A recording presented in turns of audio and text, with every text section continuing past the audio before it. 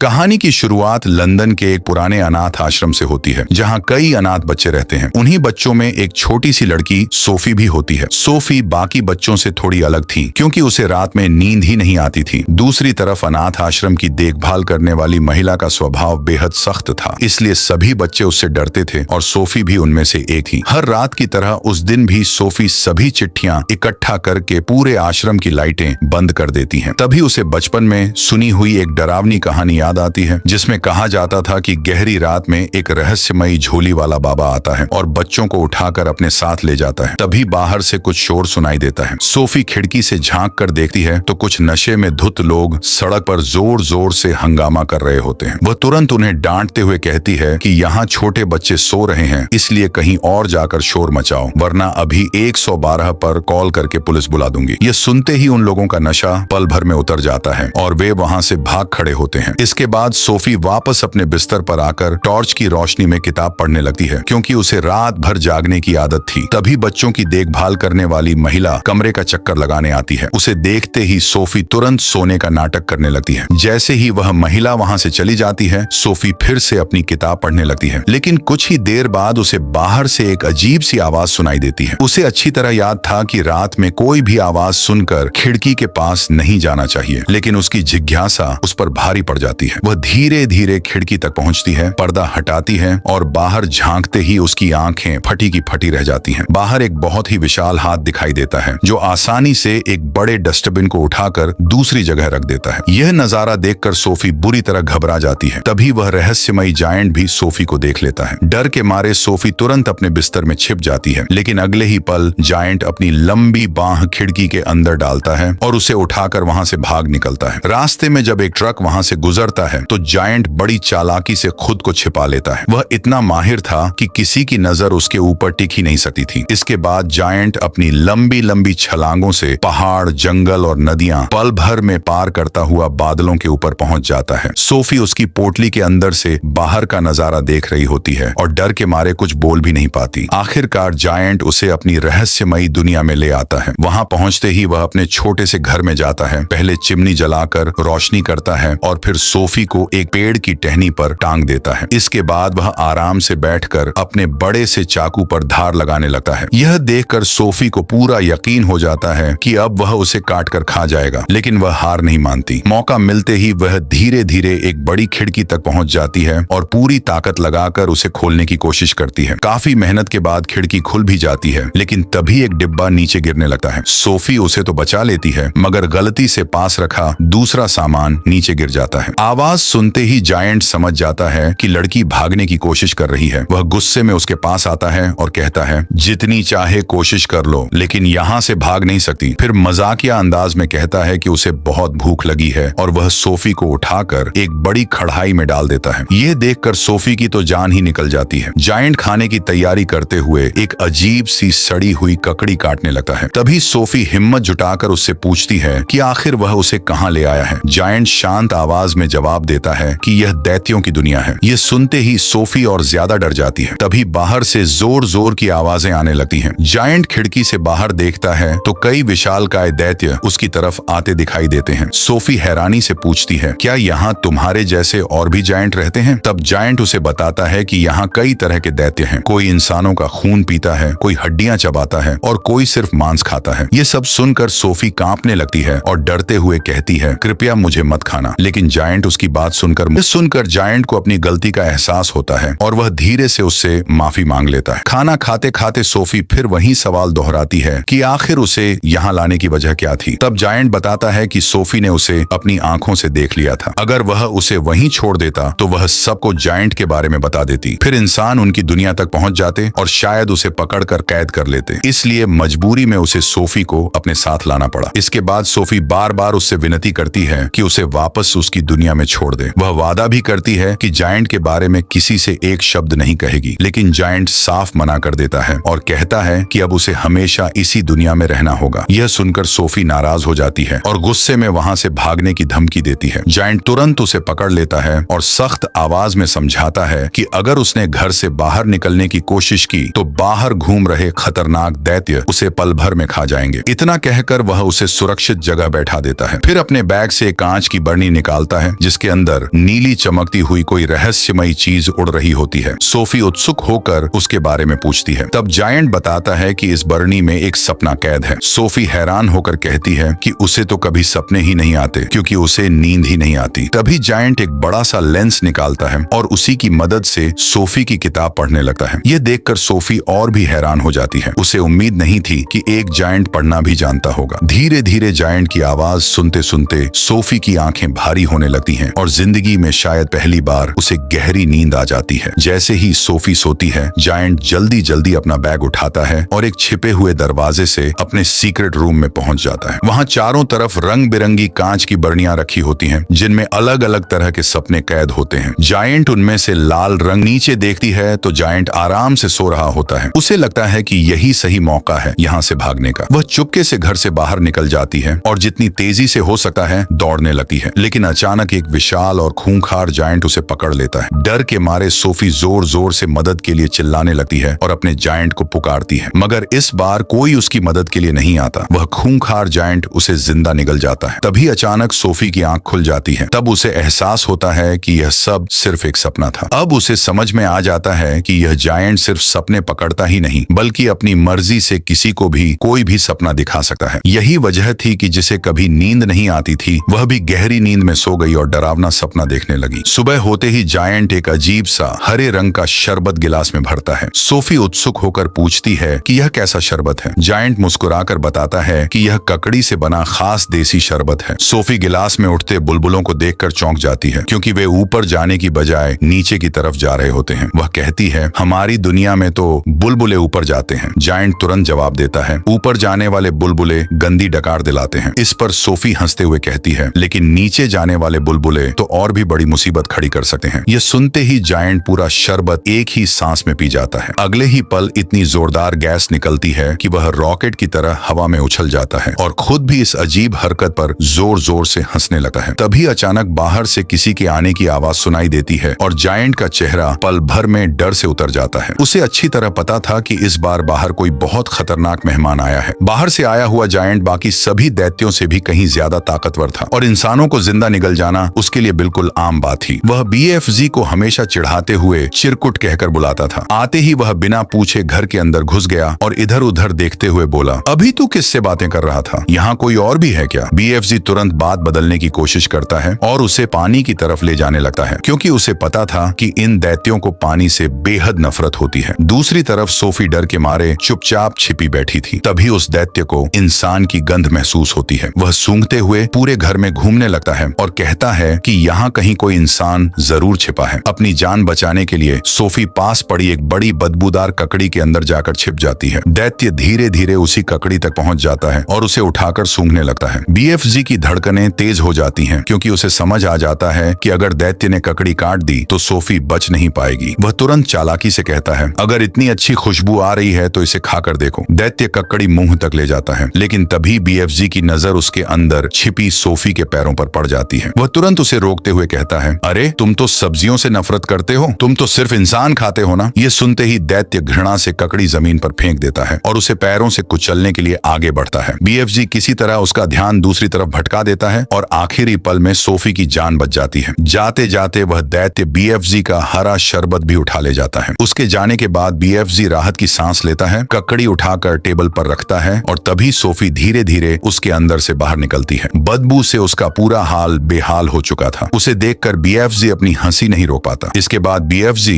Sophie को अपने हाथ पर बैठाकर अपने सीक्रेट रूम में ले जाता है। वहां चारों तरफ कांच की अनगिनत बरनियां रखी थीं, जिनमें अलग अलग तरह के सपने कैद थे। सबसे पहले वह सोफी को साफ करवाता है, उसे नए कपड़े देता है और थोड़ी देर के लिए बाहर चला जाता है। इधर सोफी कपड़े बदलती है, जबकि उधर BFG उसके रहने के लिए एक पुरानी जगह साफ करके आरामदायक बना देता है। जब सोफी नए कपड़ों में बाहर आती है तो उसे देखकर BFG अचानक चुप हो जाता है। उसके चेहरे पर उदासी साफ दिखाई देने लगती है, मानो उसे किसी पुराने अपने की याद आ गई हो। सोफी उसकी उदासी की वजह पूछती है, लेकिन वह इस बारे में कुछ भी नहीं बताता। बात बदलते हुए सोफी पूछती है कि वह आखिर करता क्या है। पहले तो BFG टालने की कोशिश करता है, लेकिन बार बार पूछने पर वह बताता है कि उसका काम दुनिया भर से सपने पकड़ना और उन्हें बच्चों तक पहुंचाना है। ये सुनते ही सोफी की आंखों में चमक आ जाती है। वह जिद करने लगती है कि वह भी उसके साथ सपने पकड़ने जाएगी। BFG पहले साफ मना कर देता है, लेकिन जब सोफी सोफी बार बार रिक्वेस्ट करती है तो आखिरकार वह मान जाता है। वह उसे अपने कंधे पर बैठाकर घर से बाहर निकलता है। घर के बाहर कई खूंखार दैत्य गहरी नींद में सो रहे थे। BFG धीरे धीरे उनके बीच से निकलने लगता है ताकि कोई जाग न जाए। तभी एक दैत्य को छींक आने लगती है। BFG फौरन अपने डंडे से उसकी छींक रोक देता है और आगे बढ़ता है। सब कुछ ठीक चल रहा था, लेकिन अचानक एक दैत्य नींद में ही उसका पैर पकड़ लेता है। BFG का संतुलन बिगड़ जाता है और वह जोर से जमीन पर गिर पड़ता है। उसके साथ सोफी भी नीचे गिर जाती है। आवाज सुनते ही सभी दैत्य एक एक करके जाग जाते हैं। डर के मारे सोफी पास पड़ी एक छोटी गाड़ी में छिप जाती है, जबकि सभी दैत्य मिलकर BFG को घेर लेते हैं। वे उसे धमकाते हैं कि अगर किसी इंसान को उनकी दुनिया के बारे में पता चला तो उसका अंजाम बहुत बुरा होगा। BFG बार बार समझाता है कि वह सिर्फ अपने काम पर जा रहा है, लेकिन कोई उसकी बात नहीं सुनता। सभी दैत्य मिलकर उसे खिलौने की तरह इधर उधर उछालने लगते हैं। कोई उसे गेंद की तरह फेंकता है तो कोई हवा में उछाल देता है। ये सब देखकर सोफी बहुत डर जाती है, लेकिन वह चाहकर भी कुछ नहीं कर पाती। तभी एक दैत्य BFG को पहाड़ की चोटी पर ले जाता है, जबकि दूसरा उसी गाड़ी को जिसमें सोफी छिपी थी दूसरे पहाड़ पर पहुंचा देता है। अगले ही पल दोनों गाड़ियों को ढलान पर छोड़ दिया जाता है और वे पूरी रफ्तार से एक दूसरे की तरफ बढ़ने लगती हैं। अब ऐसा लग रहा था कि अगले ही पल दोनों की जान चली जाएगी। दोनों गाड़ियां तेज रफ्तार से एक दूसरे की तरफ बढ़ रही थीं। सोफी डर के मारे आंखें बंद कर लेती है, जबकि BFG भी खुद को संभालने की कोशिश कर रहा होता है। तभी आखिरी पल में सोफी गाड़ी का स्टीयरिंग घुमा देती है। उसकी इस चाल से सामने खड़ा दैत्य अपना संतुलन खो बैठता है और BFG सीधे उससे टकरा जाता है। जोरदार टक्कर लगते ही वह विशाल दैत्य दर्द से चीखते हुए मुंह के बल जमीन पर गिर पड़ता है। यह नजारा देखकर बाकी दैत्य जोर जोर से हंसने लगते हैं, क्योंकि उन्हें अपने ही साथी की बेइज्जती देखने में बड़ा मजा आता है। लेकिन तभी सबसे ताकतवर दैत्य BFG का कान पकड़कर उसे ऊपर उठा लेता है। उसी समय अचानक वहां तेज पानी बरसने लगता है। पानी इन दैत्यों की सबसे बड़ी कमजोरी थी, इसलिए सभी अपनी जान बचाने के लिए इधर उधर भागने लगते हैं। इस मौके का फायदा उठाकर BFG जल्दी से सोफी का चश्मा उठाता है, उसे अपने बैग में सुरक्षित रखता है और वहां से निकल जाता है। लेकिन जाते जाते एक दैत्य को जमीन पर पड़ा सोफी का कंबल मिल जाता है। वह उसे सूंघते ही समझ जाता है कि उनकी दुनिया में सचमुच कोई इंसान मौजूद है। अब सभी दैत्यों को BFG पर शक हो जाता है। BFG सोफी को अपनी सबसे खास जगह पर लेकर पहुंचता है, जहां वह सपनों को पकड़ने का काम करता है। वहां का नजारा देखकर सोफी पूरी तरह मंत्रमुग्ध हो जाती है। चारों तरफ हरियाली, चमकती रोशनी और अजीब सा जादुई माहौल था। BFG उसे एक और राज बताता है। वह कहता है कि उसे दुनिया की सबसे छोटी आवाज भी साफ सुनाई देती है। यहाँ तक कि चींटी क्या बातें कर रही हैं वह भी समझ सकता है। इतना ही नहीं, इंसानों की आवाजें और दूर दूर की रहस्यमयी बातें भी उसके कानों तक पहुंच जाती हैं। ये सुनकर सोफी हैरान रह जाती है। तभी उसकी नजर एक तालाब के पार खड़े विशाल पेड़ पर जाती है, जहां अनगिनत चमकती हुई रोशनियां उड़ रही होती हैं। BFG अचानक पानी में छलांग लगा देता है और दूसरी तरफ पहुंच जाता है। पहले तो सोफी घबरा जाती है, लेकिन BFG उसे भी कूदने के लिए कहता है। हिम्मत जुटाकर वह भी पानी में छलांग लगा देती है और सुरक्षित दूसरी तरफ पहुंच जाती है। वहां पहुंचकर उसकी आंखें खुशी और हैरानी से चमक उठती हैं। BFG मुस्कुराते हुए बताता है कि यही वह जगह है जहां हर सपने का जन्म होता है। कुछ ही देर बाद पेड़ की पत्तियों के बीच से रंग बिरंगे सपने उड़कर बाहर आने लगते हैं। तभी BFG की नजर एक बेहद दुर्लभ सुनहरे रंग के सपने पर पड़ती है। वह तुरंत उसे पकड़ने के पीछे दौड़ पड़ता है, लेकिन वह सपना बहुत शरारती था। कभी इधर उड़ता, कभी उधर, और बार बार BFG को चकमा देकर गिरा देता। काफी देर तक कोशिश करने के बाद भी वह उसे पकड़ नहीं पाता। तभी वह सुनहरा सपना उड़ते उड़ते सोफी के पास पहुंच जाता है। पहले तो सोफी डर जाती है, लेकिन अगले ही पल BFG उसे पकड़ लेता है और मुस्कुराकर कुछ देर के लिए सोफी के हाथों में दे देता है। सोफी खुशी से उसे निहारने लगती है। फिर BFG उस सपने को एक कांच की बरनी में कैद कर देता है। तभी वह सपना जादू की तरह सोफी की तस्वीर बना देता है। ये देखकर वह हैरानी से मुस्कुरा उठती है। इसके बाद BFG उसे बाकी सपने पकड़ने के लिए भेज देता है और खुद चुपचाप एक कागज पर उसका नाम लिखने लगता है। तभी पता चलता है कि वह सुनहरा सपना असल में सोफी का अपना सपना था। उसी दौरान वह सपना उड़कर सीधे सोफी के अंदर समा जाता है, लेकिन तभी अचानक लाल रंग का एक डरावना सपना वहां पहुंचता है और बाकी सपनों को भगा देता है। सोफी उसे पकड़ने के लिए दौड़ पड़ती है, मगर BFG घबराकर तुरंत उसे रोक लेता है। वह बताता है कि लाल रंग वाले सपने सबसे खतरनाक होते हैं और उनसे हमेशा दूर रहना चाहिए। इतना कहकर वह उस बुरे सपने को भी एक अलग बरनी में कैद कर देता है। सोफी को अब समझ आने लगा था कि सपनों की दुनिया जितनी खूबसूरत दिखती है उतनी सुरक्षित बिल्कुल नहीं है। इसके बाद BFG और सोफी वापस अपनी दुनिया की तरफ लौटने लगते हैं। रास्ते में सोफी प्यार से उसका एक नया नाम रख देती है। वह उसे बिग फ्रेंडली जायंट जायंट यानी BFG कहकर बुलाने लगती है। BFG को भी यह नाम पसंद आ जाता है और दोनों मुस्कुराते हुए आगे बढ़ जाते हैं। थोड़ी देर बाद वे इंसानों की दुनिया में पहुंचते हैं जहां एक छोटा बच्चा गहरी नींद में सो रहा होता है। BFG अपने बैग से एक खूबसूरत सपना निकालता है और अपने खास उपकरण की मदद से उसे बच्चे की तरफ छोड़ देता है। फिर वह बच्चे के माता पिता के लिए भी 2 अच्छे सपने भेजता है। जैसे ही वे सपने उनके अंदर पहुंचते हैं, तीनों खुशी खुशी सपनों की दुनिया में खो जाते हैं। BFG मुस्कुराते हुए सोफी को बताता है कि इस समय वह बच्चा सपना देख रहा है कि अमेरिका का प्रेसिडेंट उसका सबसे अच्छा दोस्त बन गया है और दोनों फोन पर बातें कर रहे हैं। ये सब सुनकर सोफी की हंसी नहीं रुकती। उसे पहली बार समझ आता है कि BFG सिर्फ सपने पकड़ता ही नहीं बल्कि लोगों की रातों को खूबसूरत भी बना देता है। लेकिन यह खुशी ज्यादा देर तक नहीं टिकती। घर लौटते वक्त BFG को अचानक किसी माँ बाप के रोने की आवाज सुनाई देती है। वह ध्यान लगाकर सुनता है तो पता चलता है कि उनका बच्चा अचानक गायब हो गया है। अगले ही पल दोनों दूर से उन खूंखार दैत्यों को इंसानों की दुनिया से वापस लौटते हुए देखते हैं। उन्हें समझने में देर नहीं लगती कि वही लोग उस मासूम बच्चे को उठाकर ले गए हैं। यह देखकर सोफी का दिल भर आता है। वह BFG से कहती है कि अगर उन्हें नहीं रोका गया तो वे आगे भी न जाने कितने बच्चों को अपना शिकार बना लेंगे। तभी सोफी को अचानक अपना खोया हुआ कंबल याद आता है। BFG अपने बैग में उसे ढूंढता है लेकिन कंबल वहां नहीं होता। अब उसे यकीन हो जाता है कि वह कंबल दैत्यों की दुनिया में ही छूट गया है। इसका मतलब अब उन सभी दैत्यों को यह पता चल चुका होगा कि उनकी दुनिया में एक इंसान मौजूद है। ये सोचकर BFG और भी ज्यादा परेशान हो जाता है। अगले ही पल सोफी खुद को अपने पुराने घर के बाहर पाती है। वह हैरान होकर इधर उधर देखने लगती है। तभी BFG उसके सामने आता है और उदास आवाज में कहता है कि अब उसकी दुनिया में वापस जाना बहुत खतरनाक होगा क्योंकि दैत्यों को उसके बारे में पता चल चुका है और वे उसे कभी भी ढूंढ सकते हैं। इसलिए बेहतर होगा कि वह अब हमेशा अपनी दुनिया में ही रहे। लेकिन सोफी यह बात मानने को तैयार नहीं होती। तभी BFG उसे अपने अतीत का एक दर्दनाक राज बताता है। वह कहता है कि कई साल पहले एक दूसरी लड़की ने भी उसे देख लिया था। मजबूरी में उसे भी अपनी दुनिया में लाना पड़ा था। उसी लड़की ने उसे पढ़ना लिखना सिखाया था और जो कपड़े आज सोफी पहने हुए हैं वे भी उसी के थे। लेकिन बाद में उन खूंखार दैत्यों को उस लड़की के बारे में पता चल गया और वे उसे मार डाले। BFG आज तक खुद को उस घटना के लिए माफ नहीं कर पाया था। इसलिए वह नहीं चाहता था कि सोफी के साथ भी वही सब दोबारा हो। इतना कहकर वह भारी मन से वहां से जाने लगता है। लेकिन सोफी हार नहीं मानती। वह उसके पीछे दौड़ती है और रोते हुए कहती है कि उसे उन दैत्यों से बिल्कुल डर नहीं लगता। वह BFG से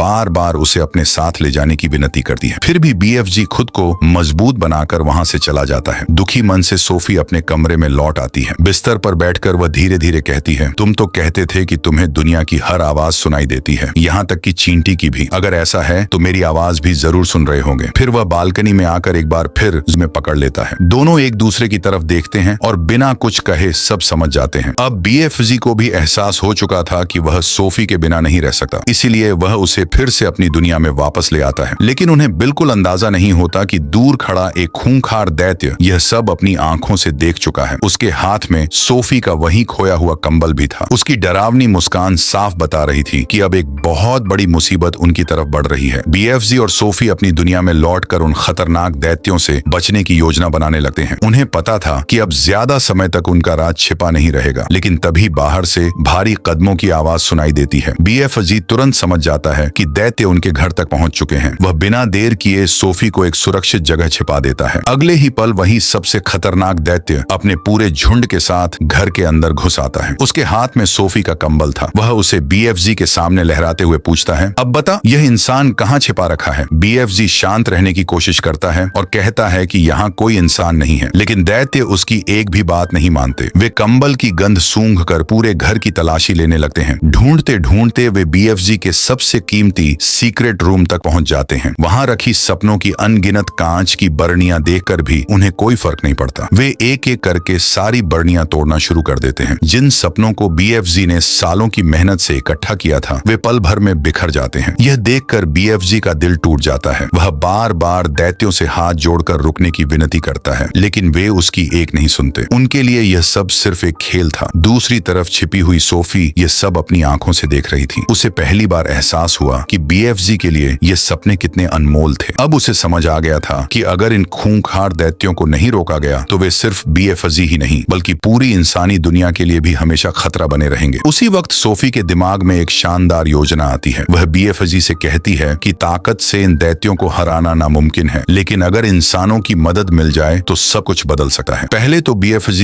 इस बात बात पर यकीन नहीं करता। उसे लगता है कि इंसान किसी जायंट पर कभी भरोसा नहीं करेंगे, लेकिन सोफी उसे समझाती है कि अगर वे सीधे दुनिया की सबसे ताकतवर इंसान तक पहुंच जाएं, तो शायद उनकी बात सुनी जा सकती है। काफी सोचने के बाद BFG उसकी बात मान जाता है। उसी रात दोनों मिलकर एक खास सपना तैयार करते हैं और उसे लेकर इंग्लैंड की क्वीन के महल की तरफ निकल पड़ते हैं। BFG चुपके से महल के अंदर पहुंचता है और क्वीन के कमरे में वह सपना छोड़ देता है। सपने में क्वीन देखती है कि एक छोटी लड़की और एक अच्छा जायंट उनसे मदद मांग रहे हैं, क्योंकि कुछ खूंखार दैत्य हर रात मासूम बच्चों को उठाकर खा रहे हैं। सपना इतना वास्तविक था कि सुबह उठते ही क्वीन उसे भूल नहीं पाती। उधर दूसरी तरफ BFG और सोफी भी महल के बाहर इंतजार कर रहे होते हैं। कुछ ही देर बाद क्वीन के सैनिक उन्हें देखकर हैरान रह जाते हैं। पहले तो उन्हें लगता है कि सामने कोई खतरनाक जायंट खड़ा है, लेकिन जब क्वीन खुद बाहर आकर सोफी को देखती है तो उन्हें अपने सपने की सारी बातें याद आ जाती हैं। अब क्वीन बिना देर किए दोनों को महल के अंदर बुला लेती है। वहीं सोफी उन्हें शुरू से लेकर आखिर तक पूरी सच्चाई बता देती है। क्वीन को उसकी बातों पर यकीन हो जाता है और वह तुरंत अपने सैनिकों और आर्मी को उन दैत्यों के खिलाफ तैयार होने का आदेश दे देती है। अब इंसानों और उन खूंखार दैत्यों के बीच होने वाली सबसे बड़ी लड़ाई की तैयारी शुरू हो चुकी थी। अगली सुबह क्वीन पूरे मामले को गंभीरता से लेती है और तुरंत देश के सबसे बड़े अधिकारियों, आर्मी और एयर फोर्स को बुला लेती है। पहले तो सभी को लगता है कि एक छोटी बच्ची और एक जायंट की कहानी पर भरोसा करना ठीक नहीं होगा, लेकिन जब वे खुद BFG को अपनी आंखों से देखते हैं तो किसी के पास सवाल करने की गुंजाइश नहीं बचती। इसके बाद क्वीन बिना समय गंवाए एक बड़ा रेस्क्यू मिशन शुरू करने का आदेश देती है। कई मिलिट्री हेलीकॉप्टर्स, दर्जनों सैनिक और जरूरी सामान तैयार कर लिया जाता है। BFG सभी को दैत्यों की दुनिया तक पहुंचने का रास्ता दिखाने की जिम्मेदारी लेता है। कुछ ही देर में पूरा मिशन शुरू हो जाता है और सभी लोग BFG के साथ उस रहस्यमयी दुनिया की तरफ निकल पड़ते हैं। उधर दैत्यों की दुनिया में सभी खूंखार जायंट पेट भरकर गहरी नींद में सो रहे होते हैं। यही सही मौका था। जैसे ही हेलीकॉप्टर्स वहां पहुंचते हैं, सैनिक धीरे धीरे रस्सियों की मदद से नीचे उतरते हैं। वे एक एक करके सो रहे दैत्यों के हाथ पैर मजबूत लोहे की जंजीरों से बांधने लगते हैं। जब तक दैत्यों को कुछ समझ आता तब तक बहुत देर हो चुकी होती है। सभी जायंट एक एक करके पकड़ लिए जाते हैं। वे पूरी ताकत लगाकर खुद को छुड़ाने की कोशिश करते हैं, लेकिन इंसानों की पूरी आर्मी और हेलीकॉप्टर्स के सामने उनकी एक नहीं चलती। आखिरकार सभी खूंखार दैत्यों को बांधकर इंसानों की दुनिया में ले जाया जाता है। इसके बाद उन्हें एक सुनसान द्वीप पर छोड़ दिया जाता है, जहां खाने के लिए सिर्फ वही बदबूदार ककड़ियां उगती थीं जिन्हें वे हमेशा नफरत से देखते थे। अब उनके पास वही ककड़ियां खाकर जीने के अलावा कोई दूसरा रास्ता नहीं बचता। दूसरी तरफ पूरी दुनिया उन बच्चों के बच जाने की खुशी मनाती है जिन्हें ये दैत्य अपना शिकार बनाया करते थे। क्वीन भी BFG का दिल से धन्यवाद करती है और उसके लिए इंसानों की दुनिया में एक खूबसूरत घर बनवाती है, ताकि अब उसे अकेले न रहना पड़े। फिल्म के आखिर में सोफी अक्सर BFG से मिलने आती रहती है। दोनों पहले की तरह साथ बैठकर बातें करते हैं और BFG अब भी हर रात बच्चों के लिए खूबसूरत सपने पकड़कर उनकी दुनिया में पहुंचाता रहता है। आखिरकार BFG को एक सच्चा दोस्त और एक नया परिवार मिल जाता है, जबकि सोफी को भी अपनी जिंदगी में वह अपनापन मिल जाता है जिसकी उसे हमेशा तलाश थी। इसी खूबसूरत और भावुक अंत के साथ इस शानदार फैंटेसी एडवेंचर फिल्म की कहानी यहीं खत्म हो जाती है। वीडियो पसंद आई हो तो लाइक जरूर करें और ऐसी ही दमदार मूवी एक्सप्लेनेशंस के लिए चैनल को सब्सक्राइब कर लें।